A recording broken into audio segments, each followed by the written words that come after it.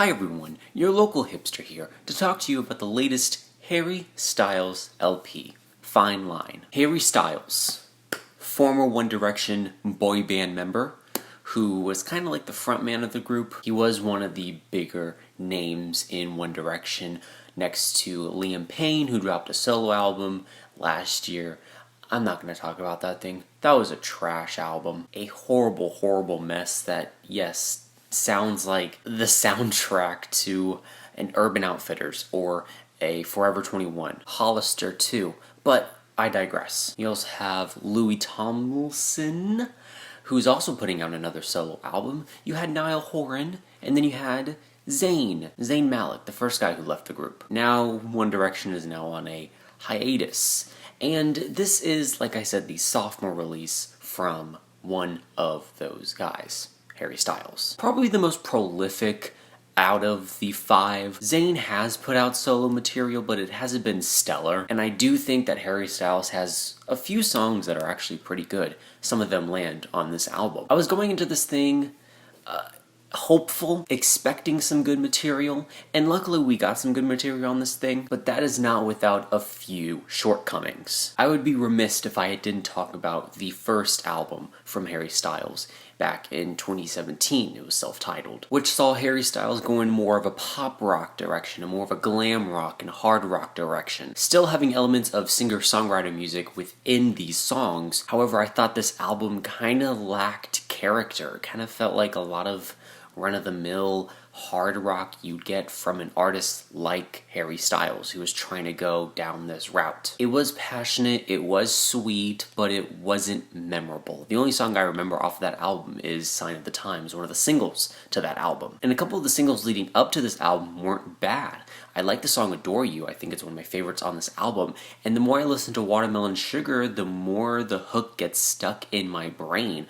Watermelon Sugar, ha. It's undeniably catchy, and I really do enjoy that song, even if it's very brief. I think its brevity helps it in the long run. The song Lights Up is alright. I didn't mind it as a single, and I still don't really care for it in the context of this record. It is important to note that these singles were stylistically different from what we saw on his debut, incorporating elements of indie pop music and even sunshine pop here and there. Instead of hard rock, we're getting soft rock this time, and we're going for a more pop soul direction rather just pop rock. This album sounds a little more lush, a little more organic, and also very playful too. And I heard Harry Styles in an interview say that he isn't so much worried about the material on this album being structured in a specific way, that he's having a little more fun with this. And I can tell that he's having more fun with these songs, and I can say that it is a slight improvement from what we saw on the Self-Titled debut. I think he's putting a lot more work into these songs. I think he's putting a lot more effort into these songs too. And as a kind of bittersweet thing about this album, it's not really contextual. There's not a context, there's not a concept to this thing. It's just a collection of good songs, for the most part. And while I think there are some good songs on here, I don't think one song stands out amongst the rest. I think the song that comes closest to that is the song Adore You, which has this fun dance pop and synth funk feel to it. Harry Styles' vocals on this track are phenomenal in my opinion. However, I think not just with this song, but with a couple songs on this album, he hammers the hook in too much. It's not a bad hook. I'm not saying it's bad, but it's just kind of repetitive after a while. Another song that does this is the track Treat People with Kindness. And while the phrase itself isn't the hook, it's the choral vocals that really makes this song not that interesting. And this track is very empty. It doesn't have a lot going for it. It doesn't have much in the way of making a statement. Treat people with kindness. Yes, I can get behind that sentiment, but what makes me want to do that? It is a silly question to ask, but when you make these songs, that's what you have to think about. You can't just say, treat people with kindness, treat people with kindness. You're not really saying anything that other people aren't saying. As a whole, this song just doesn't really work out in the best of ways, and it's not really a song that I'm willing to go back to. And unfortunately, that also happens for the second half of this album. For the most part, there isn't a song other than the track She that I'm willing to go back to. To Be So Lonely has this weird guitar strumming at the beginning of the track that just sounds oddly placed. And while the progression of this track is fine, there's just nothing about this track that stands out amongst the rest. I hinted to the track She before as being one of the only songs in the second half that's memorable. It is 6 minutes long. It does take its time to grow, but when it does, it has this great and grand chorus in the latter half of the track. The crescendo in the latter half of this track is just very well layered with instruments. Very well pieced. I wish a lot of the songs on this album were this layered. It kind of reminds me of the longer tracks in the 70s during the progressive rock era. Very faintly though, very faintly. The horns in there, the guitars, the drums, and that's not too far off. I mean, Harry Styles, if you look at him,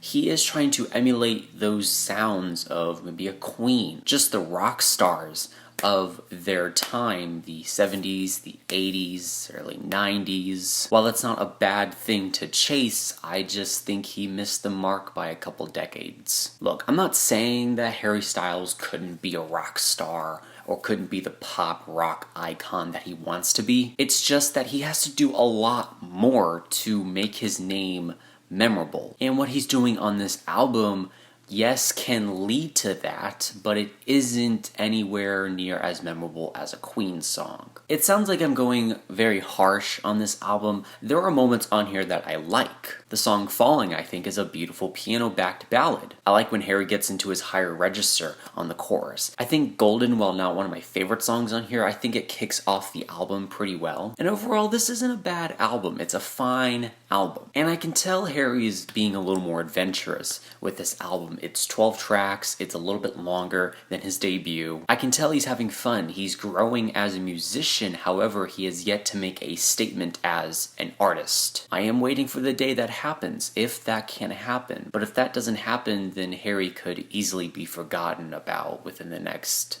30 years, 40 years. And I know that's a long time, but I mean, rock stars are a lifetime thing. You remember people like that for a long time. They have classic albums under their belts. I'm just waiting for the day that Harry can put out a classic album, at least a good enough album to say, hey, that's where I wanted him to go. But there are numerous flaws on this album and a number of shortcomings on this album for me to absolutely love it and enjoy it from front to back. So a B- is what I'm feeling on this album, but I'm curious to know, what are your thoughts and opinions on this album? Let me know in the comments down below.